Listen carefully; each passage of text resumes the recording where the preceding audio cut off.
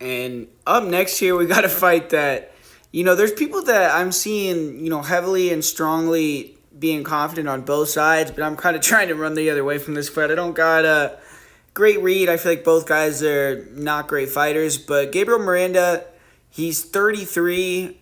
Shane Young's 30, so Miranda's a little bit older, but he's also the bigger guy. He's dropping down from 155 here, and he's teamed up with MMA Masters. I think before he was training in Brazil, and now recently he's been training with MMA Masters. And we all know about Shane Young. He trains at City Kickboxing, and obviously he's going to be the one with the crowd on his side that doesn't have to deal too much with all the acclamation and travel and all that. So he's going to have the advantage in terms of that, but he's not been looking good recently. He's lost 3 fights in a row.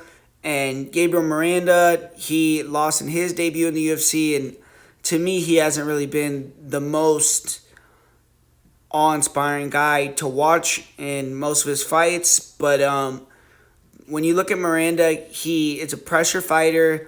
He walks guys down. He tries to get in your face and then throw the 3-2s and the left hook.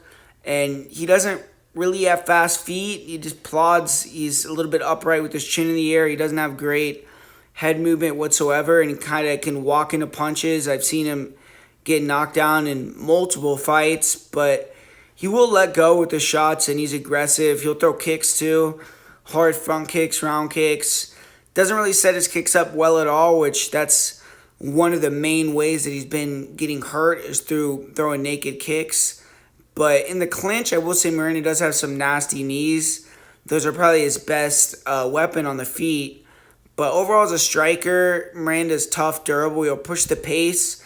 He can brawl, and it seems like he has okay power in the left hand, but very hittable and not a good technical striker.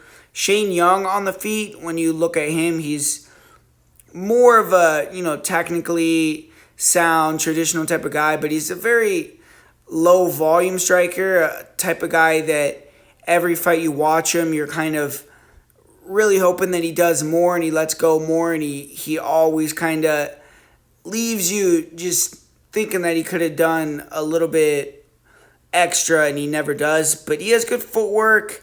He'll throw the leg kicks. He has good jabs. He'll throw the jabs, body head. He likes to feint the jab and throw that hard straight right hand and some 1-2s. He'll even mix in the high kicks, and he'll throw a lot of volume. Try to stay in guys' faces, attack the body, attack the head, and be aggressive when he feels comfortable. But then, like I said, in other fights, when there's a guy that is willing to brawl with him, like in this fight in particular, or in fights where he feels danger, he'll really get real defensive. And recently, he's been a lot more the lower volume guy than the higher volume guy. When you watch his fight, like, for instance, with Austin Arnett, he was really confident. He was throwing a lot of 1-2s down the pipe, being very aggressive. And, but lately it seems like he's not as confident in his chin, and he's not as confident letting go. And that's something that I really don't like seeing in fighters at all.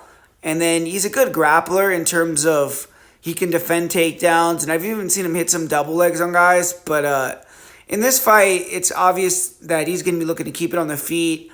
And I do think that his striking has to be better than Miranda's. I feel like even though he's on the downward spiral, in my opinion, even though he's the younger guy, he still is going to have the edge on the feet unless he just gets tagged with a big shot.